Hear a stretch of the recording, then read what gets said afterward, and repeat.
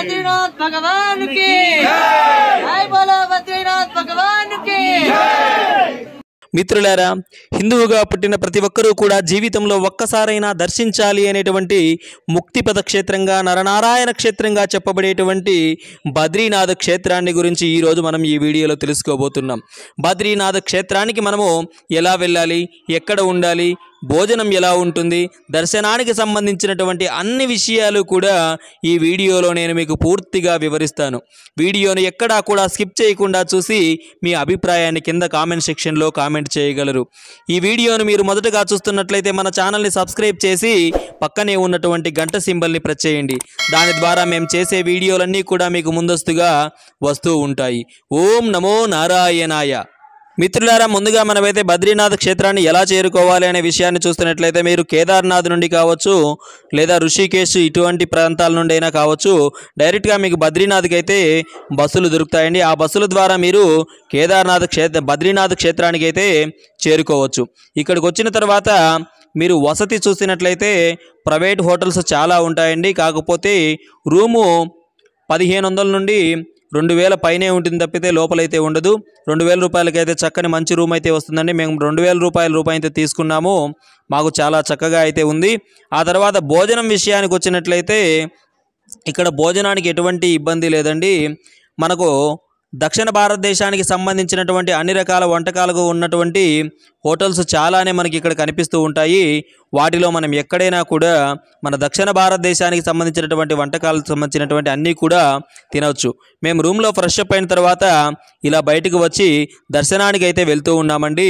వెళ్ళేటువంటి మార్గంలో ఈ మొబైల్ షాప్లో అయితే మా అన్నయ్య గారి మొబైల్ నిన్న చలి వాతావరణంలోనో లేకపోతే తేమ వలనో స్పీకర్ అయితే పనిచేయడం లేదు. ఆ మొబైల్ అక్కడ ఇచ్చేసి తయారు చేసి పెట్టమని చెప్పేసి దర్శనానికి అయితే వెళ్తూ ఉన్నాము. మనము తీసుకున్నటువంటి రూమ్ నుండికై దర్శనానికి వెళ్ళేటువంటి దేవాలయం వద్దకు దాదాపు 1 కిలోమీటర్ దూరం అయితే ఉంటుంది. ఆ కిలోమీటర్ దూరం అంతా కూడా నడిచి వెళ్ళాలి మనము. చాలా అంటే చాలా సాఫీగా ఉంటుందంటే ఎటువంటి ఇబ్బంది పడాల్సినటువంటి అవసరం లేదు. మనము కేదార్నాథ్లో లాగా నడవాల్సిన అయితే పని అయితే ఉండదు. చాలా సాఫీగా ఉంటుంది. మెట్ల మార్గం ఏమి కూడా ఉండదు. గంగోత్రిలో ఎలా అయితే ఉంటుందో ఇక్కడ బద్రీనాథ్లో కూడా మనకు అలానే ఉంటుంది. చాలా అంటే చాలా చలి ప్రాంతం అండి ఇది. మాకు చాలా చలి అనిపించింది ఇక్కడైతే. అందువల్లే మా వాళ్ళు చాలామంది స్వెటర్లు వేసుకున్నారు. కొంతమంది అయితే స్వెటర్ వేసుకోకుండానే స్వామివారి దర్శనానికి అయితే వెళ్తూ ఉన్నాము. ఈ మార్గం అంతా కూడా మనకు సాలగ్రామ శిలలకు సంబంధించినటువంటివి చాలా అమ్ముతూ ఉంటారు. అంతేకాకుండా సాలగ్రామాల మాల అంటాం కదా మనము, ఆ మాలలు కూడా ఇక్కడ అమ్ముతూ ఉన్నారండి. ఎవరైనా కావలిస్తే కొనుక్కోవచ్చు. ఎందుకంటే ఇవి చాలా అరుదుగా దొరుకుతూ ఉంటాయి. చాలా విశేషమైనటువంటి ఫలితాలను మనకు ఇస్తూ ఉంటాయి. ఇక దర్శనం గురించి ఆలోచించినట్లయితే ఉదయం పూట అయితే ఎక్కువ రష్ ఉంటుందని చెప్పడంతో మేము సాయంకాలము రాత్రి దాదాపు 8 గంటల ప్రాంతంలో అయితే ఈ దర్శనానికి వెళ్తూ ఉన్నామండి. దర్శనానికి చూసినట్లయితే మేము మెయిన్ ఎంట్రన్స్ ద్వారా దర్శనానికి వెళ్తున్నాము. క్యూ లైన్లో అయితే వెళ్ళడం లేదండి. ఇప్పుడు ఎదురుగా టెంపుల్ ఎదురుగా మాకు ద్వారం ఉంటుంది కదా, ఆ ద్వారం గుండానే మేము లోపలికి అయితే వెళ్తూ ఉన్నాము. క్యూ లైన్లో పక్కనే ఉన్నటువంటి క్యూ లైన్లో అయితే మేము వెళ్ళడం లేదు. ఆ గుంపులుగా ఉన్నారు కదండి ఆ జనము, ఆ వారి గుండానే ఇప్పుడు మనమైతే దర్శనానికి వెళ్తూ ఉన్నాము. ఎలా ఉంటుందో మీకే చూపిస్తాను పదండి. చూడడానికైతే చూడముచ్చటగా కన్నుల పండుగ కనిపిస్తుంది దేవాలయం అంతా కూడా. దేవాలయం ముందు ప్రవహిస్తూ ఉన్నదే మనకు అలకనంద నదండి. ఇప్పుడైతే మనం దేవాలయం దగ్గరికి అయితే వెళ్తూ ఉన్నాము. ఆ బ్రిడ్జి దాటుకొని మనము అవతలికి వెళ్ళాలి. ఇప్పుడైతే మనము ఇవన్నీ కూడా షాపింగ్ చేయండి. ఇవన్నీ కూడా మనకు ఏం కావాలన్నా కూడా దొరుకుతూ ఉంటాయి. దేవస్థానానికి సంబంధించినటువంటి పూజా వస్తువులన్నీ కూడా మన సైడు దొరకనటువంటి వస్తువులన్నీ కూడా ఇక్కడ మనకు దొరుకుతూ ఉంటాయి. పగలైతే గిన దాదాపు కిలోమీటర్ల పొడవున క్యూ అయితే ఉంటుందండి. కాబట్టి మేము రాత్రిపూట దర్శించుకున్నాము. మీకు దేవాలయంలో చూడవలసినటువంటి అన్నీ కూడా రేపు చూపిస్తానండి. అంటే మనకు ఉష్ణకుండం కావచ్చు, బ్రహ్మకపాలము, వ్యాస మహాముని గుహ, గణేష్ గుహ, ఇలా అన్నీ చాలా అంటే చూడవలసినటువంటి ప్రదేశాలు ఇక్కడ చాలా ఉన్నాయి. అవన్నీ కూడా మీకు రేపటి వీడియోలో చూపిస్తాను. ఇప్పుడైతే మనము ఈ బ్రిడ్జ్ ద్వారా అవతలికి అయితే వెళ్ళాలి. నేను బద్రీనాథ్ సినిమా చూసినప్పుడు అనుకున్నానండి, ఆ బ్రిడ్జ్ చాలా అంటే చాలా విశాలంగా మనకు కనిపిస్తూ ఉంటుంది. కానీ ఇక్కడ చూస్తే మనకు చాలా చిన్నగా కనిపిస్తూ ఉంటుంది. అది కూడా కింద పడతాము తొంగి చూసి మనం చేసేటువంటి చేష్టలకు భయపడి కావచ్చు, జాగ్రత్తగా కావచ్చు, వీళ్ళైతే చక్కగా ఇలా ఫినిషింగ్ కూడా చేసి పెట్టారు. కింద మనకు అలకనంద నది ప్రవాహం ఉందండి. ఈ ప్రవాహాన్ని ఒకసారి మీరు వినండి.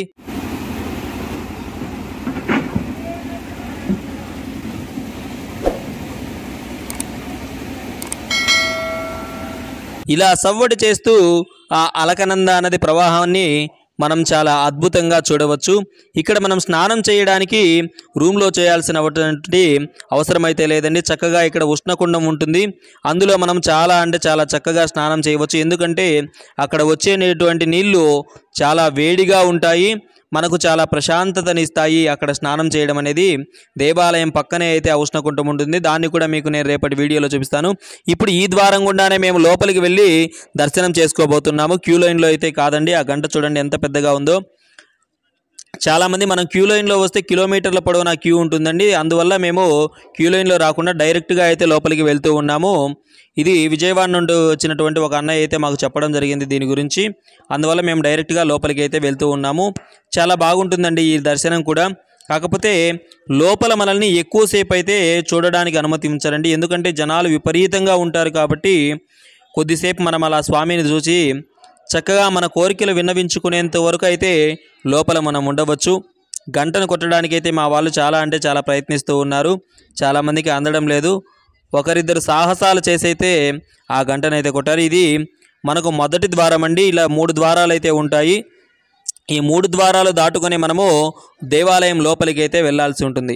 నరనారాయణులు ఇక్కడ తపస్సు చేశారని, ఆ బదరీనారాయణుడు ఇక్కడ వెలసి ఉన్నాడని చెబుతారు. ఇక్కడ స్వామివారిని దర్శించుకోవడం వల్ల మనకు మోక్షం లభిస్తుందని కూడా చెబుతారు. మనం స్వామివారి దర్శనం అయితే అయిపోయిందండి. చాలా అద్భుతంగా జరిగింది. ఇప్పుడు స్వామివారి దేవాలయం చుట్టూ ఉండేటువంటి ప్రదేశాలన్నీ కూడా మీకు ఈ వీడియోలో చూపిస్తూ ఉన్నాను.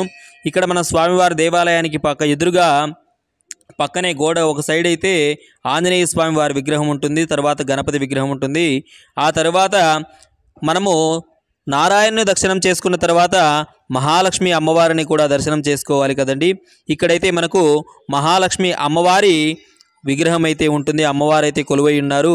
ఇప్పుడు అమ్మవారి దర్శనం చేసుకుంటున్నాను. మీరు కూడా దర్శనం చేసుకోండి. ఇక్కడ ఉండేటువంటి అమ్మవారు అయితే వారే అండి. లోపల మూల విరాట్ కూడా మీకు చాలా చక్కగా కనిపిస్తూ ఉంది చూడండి.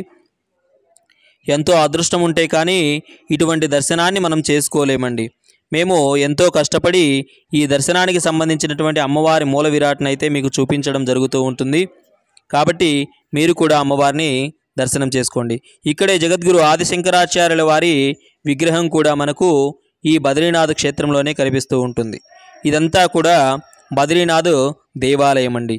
ఇక్కడ ఎంతోమంది వచ్చినటువంటి వారు స్వామివారిని గూర్చి భజనలు, కీర్తనలు ఇలా వారు చేస్తూ కాలాన్ని గడుపుతూ కాలక్షేపాన్ని చేస్తూ ఉన్నారు. ఎంతో భక్తి ఉంటే తప్పితే ఈ చలికి వాళ్ళు ఇలా చేయలేరనే నేను అనుకుంటూ ఉన్నాను. ఎంతో పుణ్యం చేసుకొని ఉండాలండి. ఈ విధంగా ఇక్కడికి వచ్చి మనము స్వామివారి కీర్తించాలన్నా కూడా ఇక్కడైతే మనము ప్రసాదానికి సంబంధించినటువంటి ఉంటాయి. ఒక బాక్స్ ప్రసాదం అయితే 200 రూపాయలండి. ఇందులో మనకు బొరుగులతో తయారు చేసినటువంటి ప్రసాదాన్ని అయితే మనకు ఇక్కడ విక్రయిస్తూ ఉన్నారు. చాలా అద్భుతంగా ఉంటుంది. మనం ఇంటికి వచ్చినంత వరకు కూడా ఆ ప్రసాదం పాడైపోకుండా ఉంటుందండి. అందువల్లనే వాళ్ళు ఆ విధంగా తీసుకుంటూ ఉన్నారు. ప్రసాదం అయితే మనకి ఎన్ని కావాలంటే అన్ని ప్రసాదాలు అయితే ఇస్తూ ఉంటారండి. 200 రూపాయలకు ఒక బాక్స్ అయితే. ఆ తర్వాత స్వామివారి దర్శనం చేసుకొని మనము ఇప్పుడు స్వామివారి దేవాలయానికి వెనుక వైపు ఉన్నాము. విజయవాడ అని చెప్పాను కదండి. ఈ అన్న ఇదే విజయవాడ. ఇక్కడ స్వామివారి క్షేత్రపాలకుడి దేవాలయం అండి. ఇక్కడ బద్రీనాథ్ క్షేత్రానికి క్షేత్రపాలకులు ఉంటారు కదా, ఆ క్షేత్రపాలకుడి దేవాలయం అది. ఆ తర్వాత ఇక్కడ హోమభస్మాన్ని అయితే పెడుతూ ఉన్నారు. ఇది చాలా ఆసక్తిగా అనిపించింది. అక్కడ ఉండేటువంటి పంతులు గారు అక్కడ మా అన్నయ్య గారు ఎంతసేపు బొట్టు పెట్టమన్నా కూడా పెట్టలేదండి. పక్కన వచ్చేటువంటి ఆడవారికి అయితే ముఖాన బొట్టు పెడుతూ ఉన్నారు. ఈయన అడిగితే చేతిలో విభూది వేశారు. ఇక చేసి ఆయన ఎంతసేపు ఉన్నా అలానే చేస్తుండేసరికి ఇక మేము బయటకైతే వచ్చేసామండి, చేయగలిగింది ఏమీ లేక. అందుకనే మా వాళ్ళు అక్కడ నవ్వుకుంటూ ఉండి బయటకైతే వచ్చేశారు. ఈ వీడియోను ఇంతటితో క్లోజ్ చేస్తూ ఉన్నానండి. మరుసటి వీడియోలో మనము బద్రీనాథ్ క్షేత్రంలో చూడవలసినటువంటి అన్ని ప్రదేశాల గురించి అన్ని ప్రదేశాలను చూపిస్తూ ఒక వీడియో అయితే చేస్తూ ఉన్నాను. ఆ వీడియోను త్వరలోనే అప్లోడ్ చేస్తానండి. ఈ వీడియో నచ్చినట్లయితే మన ఛానల్ని సబ్స్క్రైబ్ చేయండి. పక్కనే ఉన్నటువంటి గంట సింబల్ని ప్రెస్ చేయండి. మీ అభిప్రాయాన్ని కింద తప్పకుండా కామెంట్ సెక్షన్లో కామెంట్ చేయండి.